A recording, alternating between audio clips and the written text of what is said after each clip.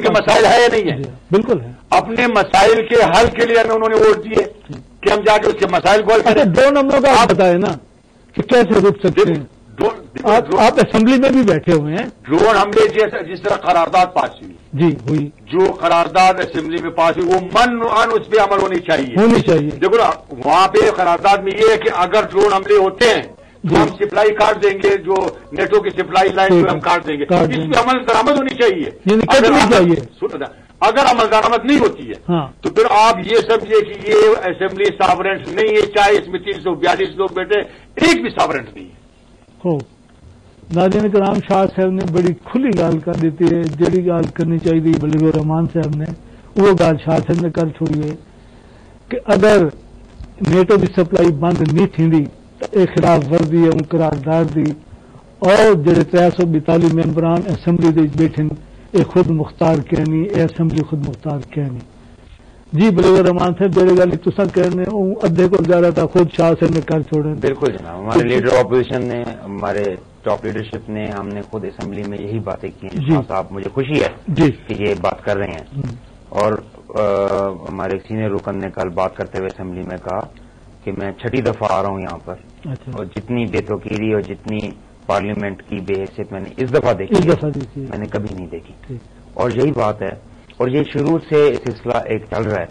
پہلے بھی سوات والے واقعے میں پارلیمنٹ نے متفقہ ریزولوشن پاس کی, اس پہ منوان عمل نہیں کیا گیا. اب بھی یہ جو پارلیمنٹ نے قرارداد پیش کی اس کے اوپر کوئی عمل درآمد نہیں ہے, اور عمل درآمد کی ذمہ داری حکومت کی. ہم ریمائنڈ کراتے ہیں, لکھتے ہیں, چلاتے ہیں. آپ صرف یہ بتائیں کہ آپ کو کیا نظر آتا ہے کہ حکومت کیوں نہیں کر رہی؟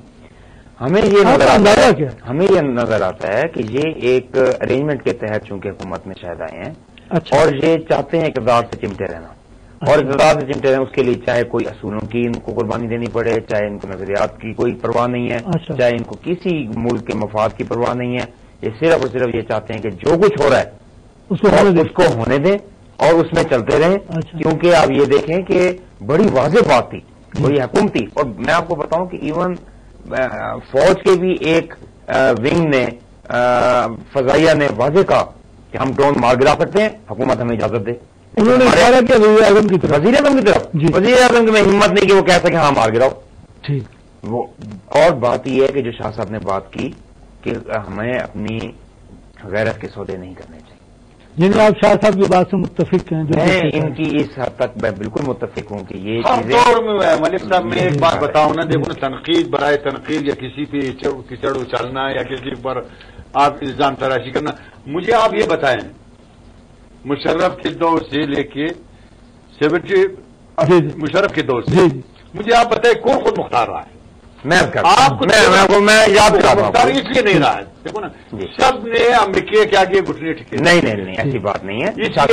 وہاں سے ہم ڈالر کے شوقین ہوتے ہیں. بلیر الرحمان صاحب یہ کہنا چاہ رہے ہیں کہ جب امریکہ نے ان کو منع کیا دھماکے نہ کرو تو انہوں نے دھماکے کر دیے. اور جناب بڑی بات سنیں, اس میں اتنی کوئی معمولی بات نہیں, اس میں واضح کہہ دیا گیا تھا کہ آپ کو امدادیں دنیا کی بند ہو جائیں گی. ہم نے کہا ہم خود توڑ رہے ہیں کشکور. ہم نے کشکور توڑا, دنیا پوری سے امدادیں لینا بند کی, اور اس وقت جو چیز تھی برداشت کی, اور الحمدللہ ملک کو کچھ نہیں ہوا تھا. آپ لیکن یہ ہے کہ یہ ہم خود سے جس طرح ابھی پنجاب حکومت نے کہا ہے کہا ہے کہ ہم غیر ملکی امداد نہیں لیں گے. اگر ہم دیکھتے ہیں اگر وہ نہ لیں, ان کو 57 ارب روپے کا نقصان ہونا ہے. ہم خوش ہیں اس بات سے, اس طرح کا اقدام کرتے ہیں. سمپل بات ہے جی, اس رسک سے موت اچھی. اچھا میں ابھی آپ سے بات کرتا ہوں کہ پہلے میں ذرا ان کی ایک منٹ بات سن لیتے ہیں. جی بلیر الرحمان. جی تو میں یہی عرض کر رہا تھا کہ یہ قومی غیرت حمیت کے مسئلے ہیں. دوسری بات یہ ہے کہ ہم جو فائنینشیل ایڈز باہر سے لے رہے ہیں, گرانٹس لے رہے ہیں, کبھی صرف گرانٹس کا مسئلہ بھی نہیں ہے. دنیا کے بہت سے ملک گرانٹس لے رہے ہیں.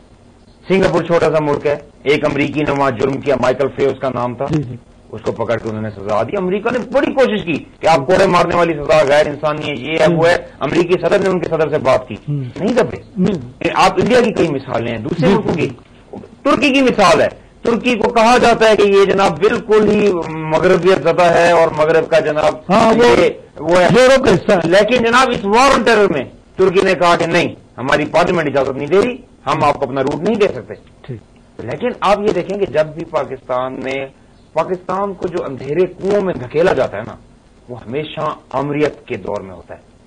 اور بہت سے لوگ سیکھ چکے ہیں، بہت سے لوگ پتہ نہیں شاید انہوں نے ابھی بھی سیکھنا باقی ہے ہماری سیاسی جماعتوں میں، کہ آمریت کے خلاف جب تک نہیں کریں گے. لیکن خاص طور پہ پیپلز پارٹی سے ہمیں بڑی امید تھی کہ پیپلز پارٹی پہلے یہ جماعت سمجھی جاتی تھی جو اسٹیبلشمنٹ کے خلاف ایک کردار ادا کرتی تھی. لیکن بدقسمتی سے اس دور میں یہ ان کے ساتھ جڑے نظر آتے ہیں. NRO مل کے سائن کرتے ہیں، میثاق جمہوریہ سائن کرنے کے بعد پھر ان سے بات کرتے ہیں، دبئی میں باتیں ہوتی ہیں، یہ کھلی باتیں ہیں. اور پھر جیسے جیسے وقت گزر رہا ہے چیزیں بڑی سامنے آتی جا رہی ہیں کہ کہیں پہ بھی نہ نہیں ہے، بلکہ اس حد تک اختیارات دیے ہوئے ہیں کہ بڑے بڑے ایسے فیصلے جو صدر اور وزیر اعظم کو کرنے چاہیے وہ GHQs میں ہو رہے ہیں. تو یہ چیزیں لمحہ فکری ہیں. ہم جب تک ہر ادارہ ہمارا، چاہے وہ پارلیمنٹ ہے، چاہے وہ فوج ہے، چاہے وہ عدلیہ ہے، ہر ادارہ جب قابل احتساب ہونا چاہیے. ہر شخص جو ہے وہ نہ صرف یہ کہ قابل احتساب بلکہ انصاف کے آگے برابر ہونا چاہیے.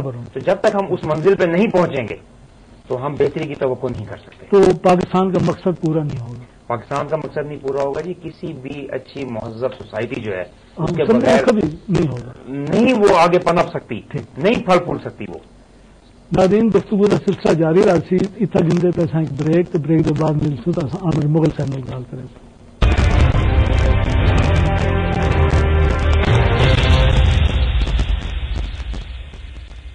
Welcome back to the talk show Islamabad time. ناظرین کرام، کمیشن بنسی حکومت نے اعلان کیتے جی ہر صورت بنسی. وہ کمیشن اندر کہڑے لوگ شامل تھے سن، کیونکہ فخر الدین ابراہیم جی صاحب نے تو ویسے ہی معذرت کر دی ہے، شاید بے لوگ ہی معذرت کر رہے ہیں.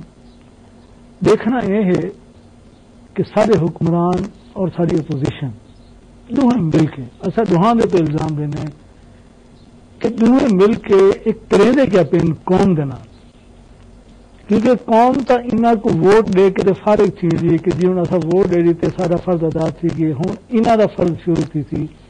یعنی گیند جیڑی ہے وہ چلی ویندی ہے حکومت تے اپوزیشن دے کورٹ دے وچ. یہ دو کیا کرے کہ اساں بڑے عرصے تو دیکھتے پے ہیں کہ صرف آپس لڑتے پن اور کئی ویلے ایک میرا ساتھ دے پن.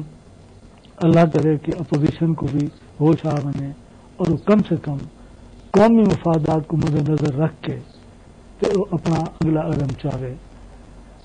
ناظرین کرام، بول کا ایک لفظ ہے جڑا بعد بگڑتے بگڑتے بجٹ بن گیا ہے. یہ بول کا ایک تھیلی ہوں جیڑی رومن بھی اور یونانی حکمران بھی آپ دربار رکھے ہیں اور آپ اپنے شہر دے چوکاں چ رکھے ہیں یا گورنر کو رکھے ہیں.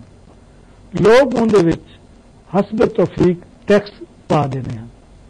خاص طور پر ٹیکس لگتا ہونا ہے جنگا دے زمانے دے، کیونکہ جنگ دے جنون تو ہر بادشاہ کو ہونے، اور جب جنگ دے دور دے ٹیکس زیادہ لگتا ہے تو وہ جب مال غنیمت آندا ہے اکول بادشاہ بھی عادلانہ طور دے تقسیم کرنے اور جڑے لوگوں کو ٹیکس گیتا ویندا ہے انہاں کو ٹیکس واپس بھی کر دیتا ویندا ہے.